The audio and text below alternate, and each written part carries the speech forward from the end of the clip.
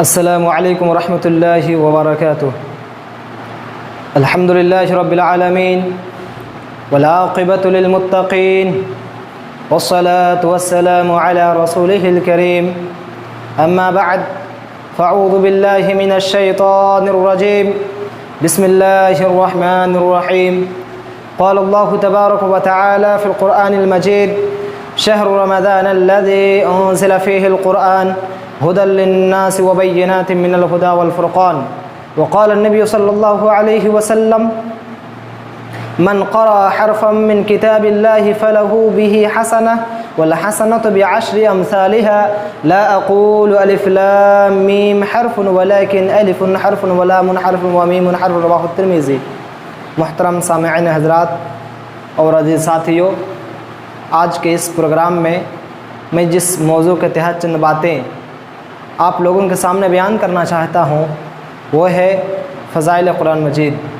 قرآن مجید کی فضیلت، اہمیت کے تعلق سے قرآن مجید یہ اللہ تبارک و تعالیٰ کی آسمانی کتابوں میں سب سے افضل کتاب ہے، اور مہینوں میں سب سے افضل مہینہ میں اس قرآن مجید کو نازل کیا گیا۔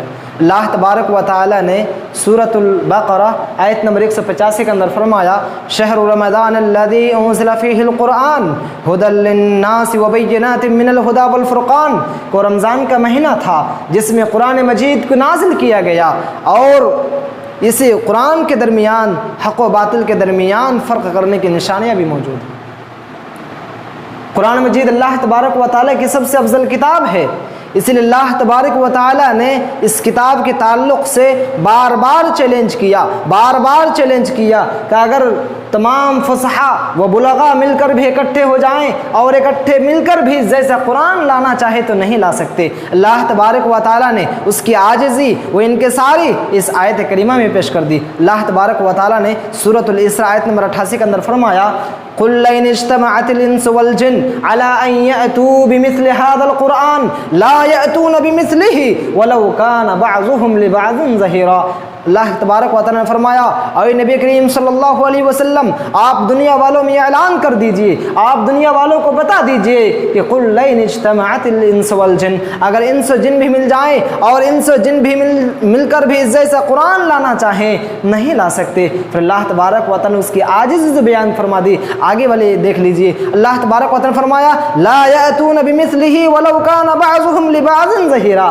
اگرچہ وہ لوگ ایک دوسرے کے مددگار بن جائیں اور مددگار بننے کے باوجود بھی اس جیسا قرآن لانا چاہے تو نہیں لا سکتے۔ میں نوجوانوں، آئیے اس قرآن مجید کی اہمیت اور پڑھنے پر کتنی نیکیاں ملتی ہیں وہ آئیے وہ حدیث بھی آپ کے سامنے رکھ دوں۔ اللہ کے نبی صلی اللہ علیہ وسلم نے فرمایا: من قرأ حرفا من کتاب اللہ فلہ بہ حسنہ والحسنۃ بعشر امثالها لا اقول الف لام میم حرف ولكن الف حرف ولام حرف ومیم حرف۔ رواہ الترمذی۔ امام ترمذی نے اپنی کتاب ترمذی کے اندر یوں ہی نقل کیا جیسے آپ نے سامنے پڑھ دیا۔ اللہ کے نبی صلی اللہ علیہ وسلم نے فرمایا: من قرأ حرفا من کتاب اللہ، جو بھی شخص اللہ کی کتاب میں سے ایک حرف پڑھ لیا، فلہ بہ حسنہ، اس کے لیے ایک نیکی، ایک خوبی، ایک اچھائی ہے، اور یہ نیکی کتنی بڑی ہے، درجے کے اعتبار سے کیسی ہے؟ والحسنۃ بعشر امثالها، وہ نیکی 10 نیکیوں کے برابر ہے۔ اللہ کے نبی صلی اللہ علیہ وسلم نے فرمایا: لا اقول الف لام میم حرف، اے لوگو میں تم سے یہ نہیں کہتا کہ الف لام میم ایک حرف ہے،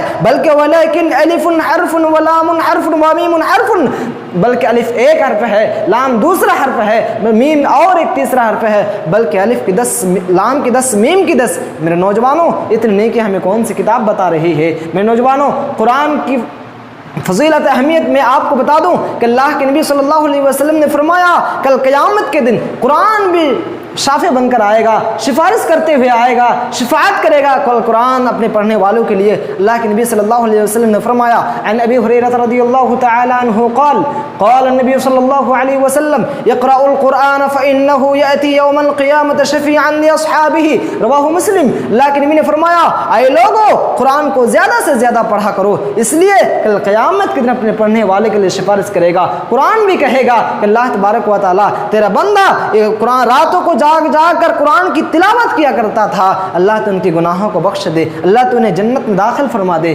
میں نوجوانوں، قرآن کی تلاوت سے گھر سے شیطان بھاگ جاتا ہے۔ جی ہاں، اللہ کے نبی صلی اللہ علیہ وسلم فرمایا، عن ابی ہریرہ رضی اللہ تعالی عنہ قال قال النبی صلی اللہ علیہ وسلم لا تجعلوا بیوتکم مقابر ان الشیطان ينفر من البیت الذی تقرأ فیہ سورۃ البقرہ۔ اللہ کے نبی نے فرمایا، رواہ مسلم، اللہ کے نبی صلی اللہ علیہ وسلم نے فرمایا، تم لوگ اپنے گھروں کو قبرستان نہ بنا لیا کرو کہ اپنے گھروں میں قرآن پڑھنا چھوڑ دو، اس لیے قبرستان نہ بنا لیا کرو، اس لیے کہ جس گھر میں سورۃ البقرہ کی تلاوت کی جاتی ہے، جس گھر میں قرآن پڑھا جاتا ہے، اس گھر سے شیطان بھاگ جاتا ہے۔ میں نوجوانوں، اللہ کے نبی صلی اللہ علیہ وسلم نے فرمایا، میں نوجوانوں، جو شخص قرآن کو پڑھتا ہے اور جو شخص پڑھاتا ہے وہ سب سے بہتر انسان قرار دیا گیا۔ حضرت عثمان بن عفان بیان کرتے ہیں کہ اللہ کے نبی صلی اللہ علیہ وسلم نے فرمایا، خیرکم من تعلم القرآن وعلمہ، کہ تم میں سب سے بہتر انسان تو وہ ہے جس نے قرآن کو سیکھا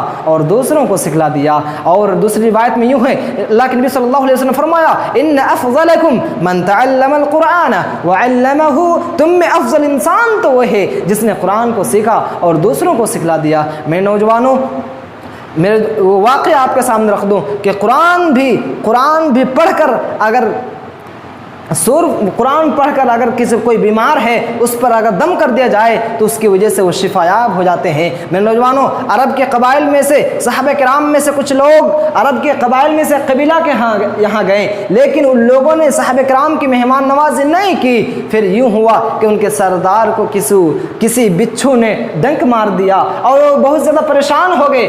آخرکار وہ لوگ صحابہ کرام کے پاس آتے ہیں اور کہتے ہیں، کیا آپ میں سے کسی کے پاس اس کا کوئی علاج ہے؟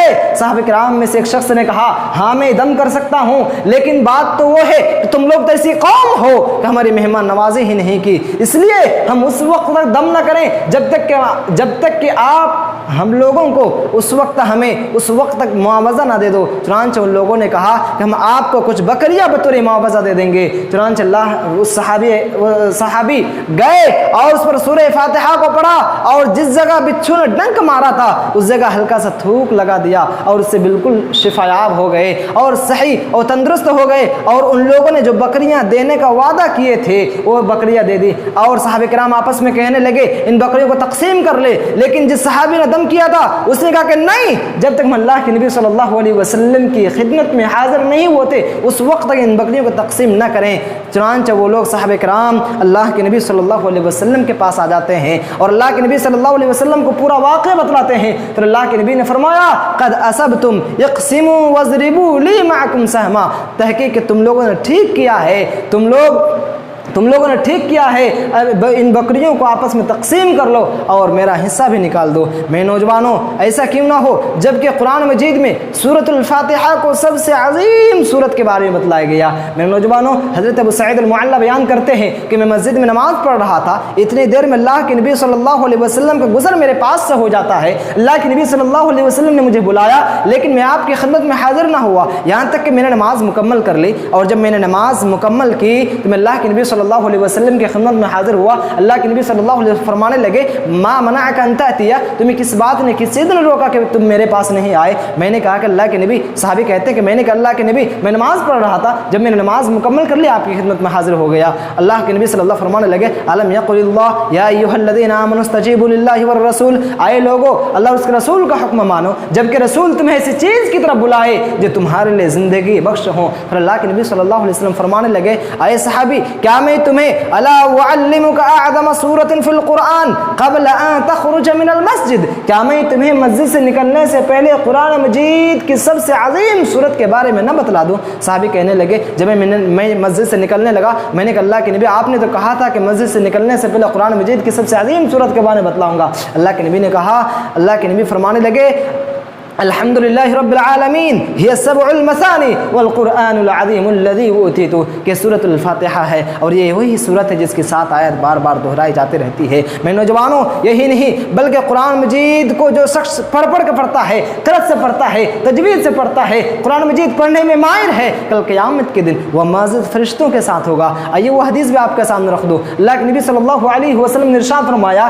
الماہر بالقرآن مع السفرۃ الکرام البررہ والذی والذی یقرأ القرآن ویتتعتع فیہ وہو علیہ شاق لہ اجران۔ اللہ کے نبی نے فرمایا جو شخص قرآن مجید پڑھنے میں ماہر ہے، فر کے پڑھتا ہے، قرأت سے پڑھتا ہے، تجوید سے پڑھتا ہے، والذی یقرأ القرآن، اور جو شخص قرآن پڑھتا ہے ویتتعتع فیہ، اور اس پر مشکل ہو رہا پڑھنا، وہو علیہ شاق، اور دشواریاں بھی گزرتی ہیں اس پر، لہ اجران، تو اس کو دگنا ثواب دیا جائے گا، ایک پڑھنے کا اور ایک دوسرا محنت کرنے کا۔ میں نوجوانوں یہیں سے میں اپنی تقریر کو ختم کرنا چاہوں گا۔ آخر میں اللہ تبارک و تعالیٰ سے دعا ہے کہ اللہ تبارک و تعالیٰ ہمیں زیادہ سے زیادہ قرآن مجید کو پڑھنے اور اس پر مکمل عمل پیرا ہونے کی توفیق بخشے، آمین۔ السلام علیکم ورحمۃ اللہ وبرکاتہ۔